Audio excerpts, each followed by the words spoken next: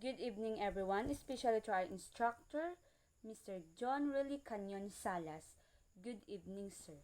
Today, I discuss our topic on how to pronounce the different vowel, consonant, diphthongs, triphthong sounds.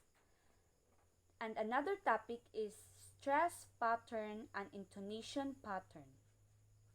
The first topic is all about vowel. Vowel means is a syllabic speech sounds pronounced without any structure in the vocal tract.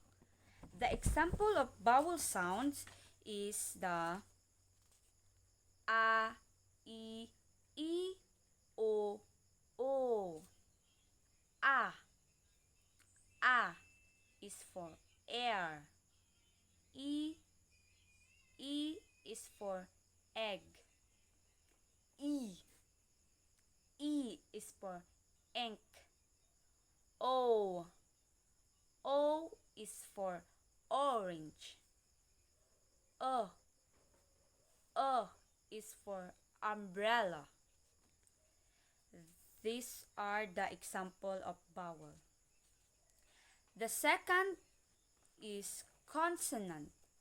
Consonant means is a letter of the alphabet that represent a basic speech sounds produced by obstructing the breath in the vocal tract. All the letters in the alphabet apart from a, I, o are known as consonant. These are the example of consonant. So meaning ba. Ba is for bowl. Ka. Ka is for car. D.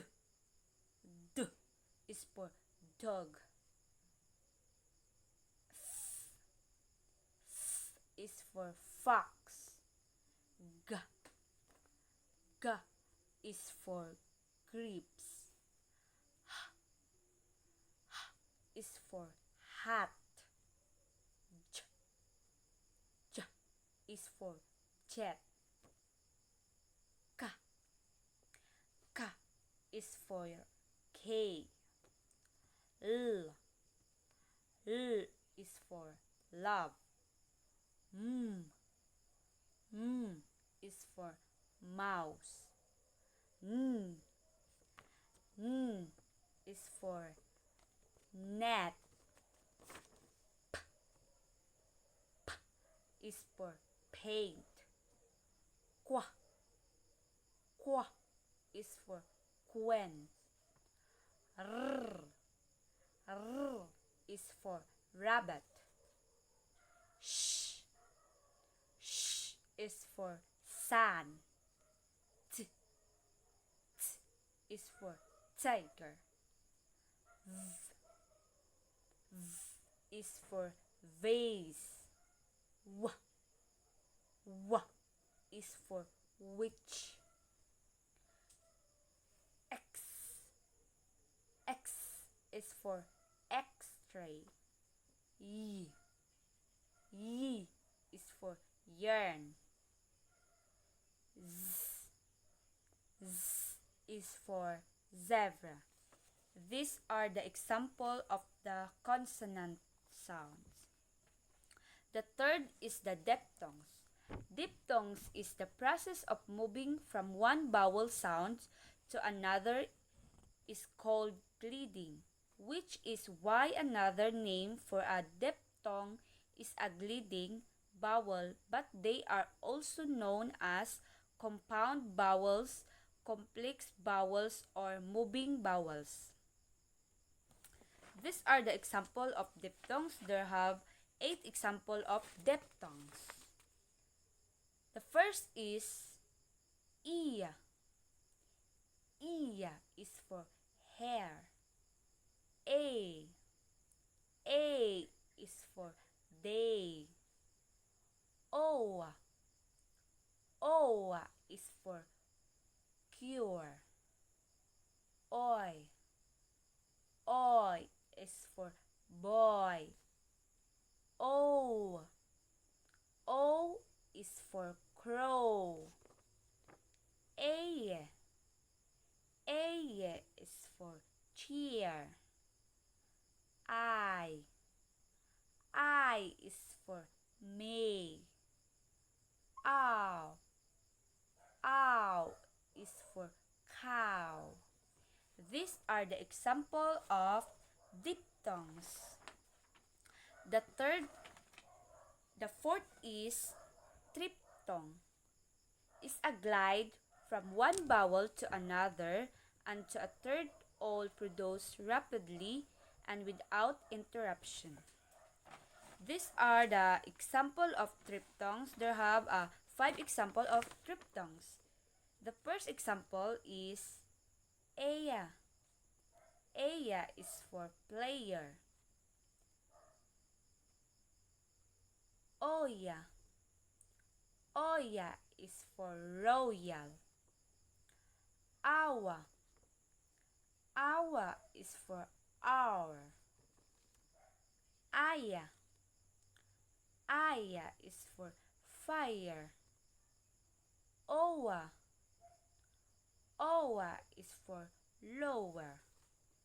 These are the example of triphthongs.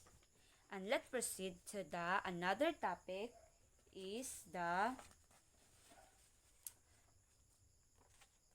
first is the stress pattern. Stress pattern of a word is the way all the syllables are a second stress in it. There can be main and secondary stress or unstressed sounds. The following example are some stress patterns showing mean stress and unstressed syllables. These are the example of the stress pattern.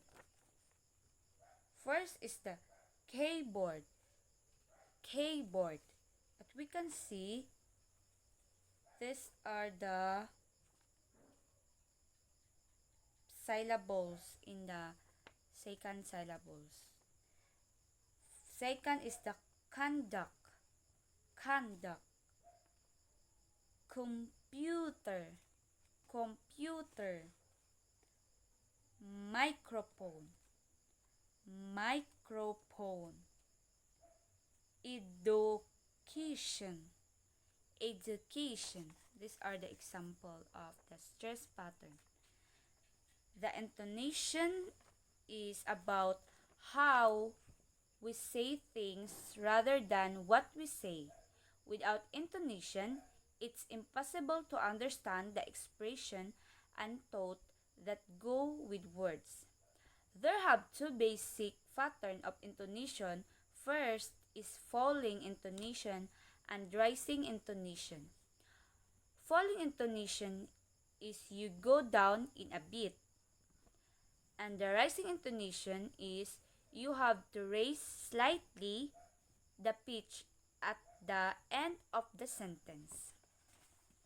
These are the example of falling intonation and the rising intonation. As we can see, I heard you travel abroad this summer.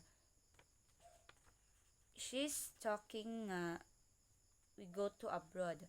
So, the falling intonation is he said that you go down in a bit. So, ang iyang arrow, the arrow is go to the down. And the second example is yes, I went to Japan. The arrow, as you can see, the arrow is into down. I was there for 2 weeks. Down the arrow. So the rising intonation, the example of rising intonation is it true? There's something to question the you. I'm questioning you, Char. The arrow is go to the end. To go up.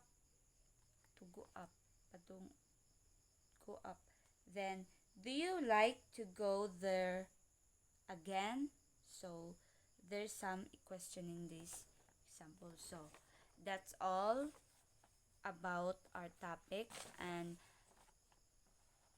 thank you and God bless.